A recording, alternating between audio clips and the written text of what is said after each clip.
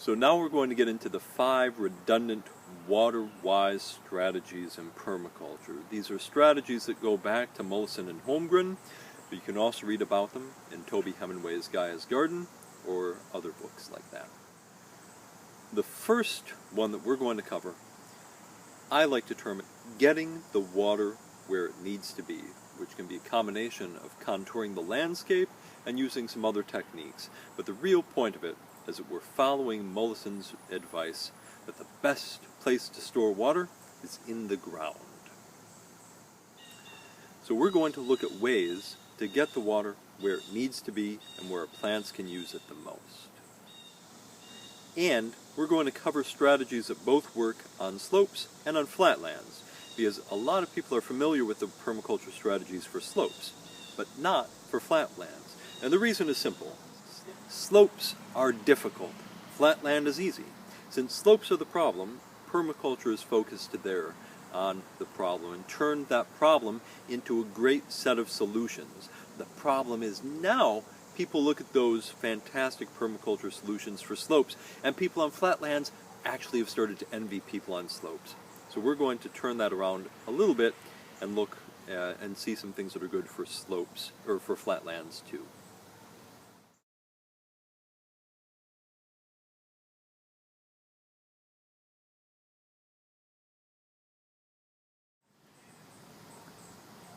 But first, let's look at one of the main benefits of this strategy of getting the water where it needs to go and storing it in the ground.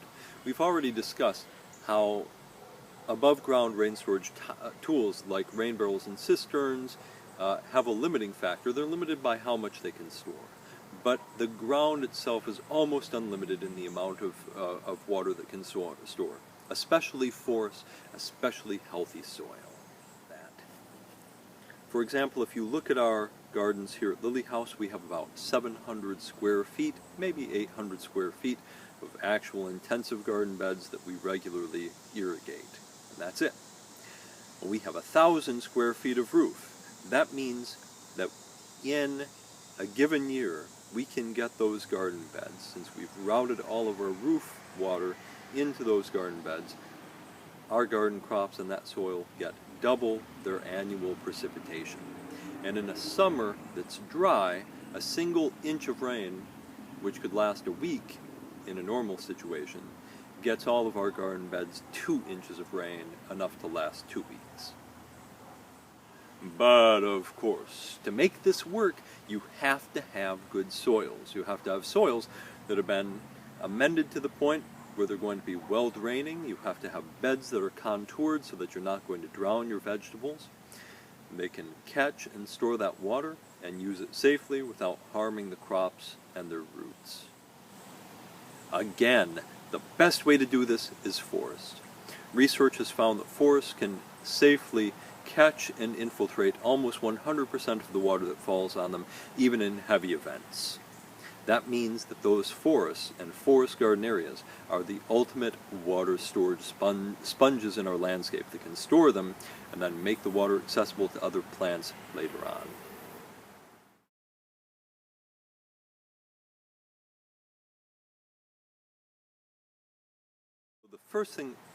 So the first thing that we'll look at are water harvesting systems for homes and other outbuildings, barns and garages. Typically, these include rain barrels and cisterns, things like this. And the key to this is always routing the overflow port to the gardens where the water can be used, like this. Here is a sidewalk that water has been routed to flow down from a rain barrel into this water drainage system, which goes into a swale, along with the water from 3 other corners of our house that feeds a food forest system in this micro swale system here.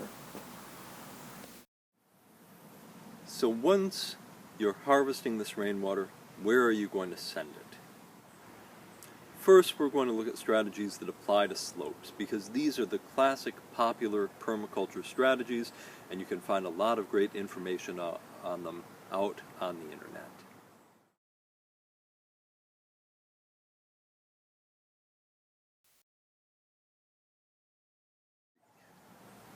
The first is keyline irrigation. Keyline irrigation was invented by P.A. Yeomans, and it was a strategy for using a single chisel plow or a single rip in large-scale agricultural fields on contour to take the water, slow it down, spread it out, and soak it in as much as possible in the easiest way possible. For most Michigan landscapes, this is going to have a little bit of a limited appeal. For large, plowable farm fields and areas where we can get in plowing equipment, this can be very valuable for broadacre permaculture applications. But most of us in the homestead scale aren't going to be able to put this to great use.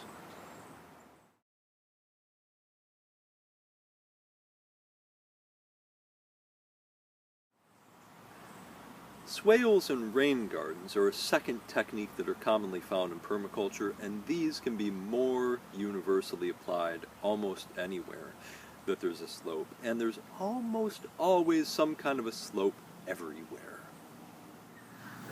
The idea of a swale is that it's like a ditch, only it's perfectly level. It's on contour, so that rather than move water away, the idea of it is to actually catch the water and spread it out and soak it into the ground. Here we can see some micro swales that were created in an urban environment by contouring garden beds, so that the water soaks in where the garden beds are. One key to swales is that you don't make them larger than they have to be.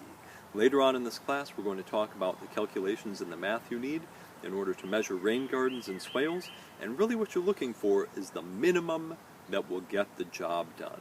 A lot of times you see examples of huge, massive swales, especially in Australia, that are dug into large, almost desertified landscapes. And these really deeply hydrate the soils. The problem is that they can also mess up the landscape hydrology, causing the soil to soak in at a deeper level than plants would even be able to get to it. A second problem is when people run swales through already forested areas. I've actually seen online several examples of people going through forest, getting equipment in there, going through a lot of hard labor to dig through the root zones of an established forest that they wanted to maintain, to dig swales, when the forest that they were digging in already caught and stored and infiltrated 100% of the water. So the swales were doing no extra work and accomplishing nothing if they were putting a lot of energy into building them. So we don't want to do that.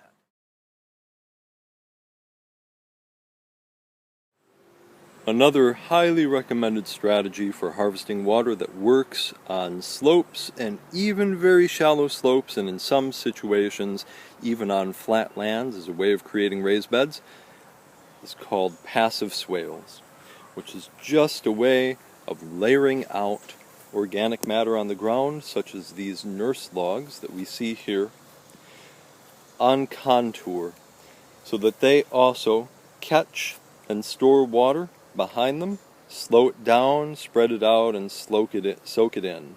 In the meantime, a layer of sediment actually forms behind those logs and builds up to the point where over time they produce natural terraces. We can build them up with even more logs until we get a situation where we have great natural terraces that have been built by nothing other than organic matter and gravity.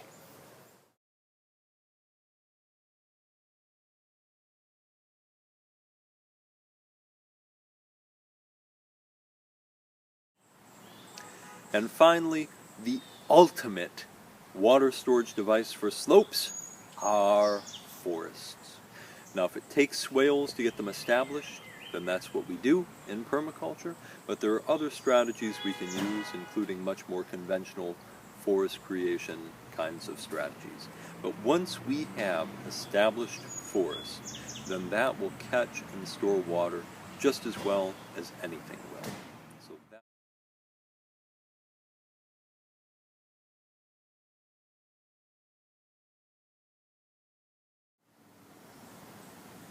When it comes to harvesting rainwater on flat land, we have a different set of considerations and a different set of challenges. First, we don't necessarily have gravity to work with as much, except that we will have buildings to work with. So always taking advantage of where our garages are, our barns, other outbuildings, and our homes, and making sure that we can catch that water and turn it into productivity is really key. A second consideration is that on a lot of underdeveloped soils, especially clay soils, adding more water in the wet season is exactly the opposite of what we want to do. In these cases, what we want to work on first is creating good, solid soils and garden systems that can drain easily and support vegetables without becoming waterlogged. So one of the keys there are actually raised beds. Now, I don't often recommend raised beds because they can usually create dry soils and actually create an irrigation problem. But if we're talking about a system on clay soils that are already inundated with water, what we need to do is create a system where we have a raised bed, like a rain garden, with a mulched basin in the middle that can catch and infiltrate that water and hold it almost like a seasonally dry pond. Here's an illustration of that kind of design that goes all the way back to Bill Mollison. Here we have water routed from a downspout into a mulched basin that's been dug out, and raised garden beds have been created around it with the soil from the basin. And that's filled with mulch, which creates great compost feeding the garden. Here we see that same design in implementation at Lily House. These beds were created just by digging out the path areas, which were then heavily mulched, and then the garden beds around them built up. It's like a rain garden that grows vegetables. A second great design for flatlands that can be integrated in with these water harvesting systems are wicking worm beds or wicking beds. These use the wicking property of vermicompost, which wicks the water upwards to the plant roots, in addition with some sort of clay or other pond-like barrier at the bottom of the soil. It's basically an in-ground pond that collects and holds water, and then dense organic matter-rich soils that can wick that up to the plant roots. You can actually sit down and do the math on these and size them just right. How many weeks of water-free drought do you want to protect against? You can size your wicking worm bed and the water-holding area appropriately to catch and store that much water. In most soils, that probably isn't worth the extra labor.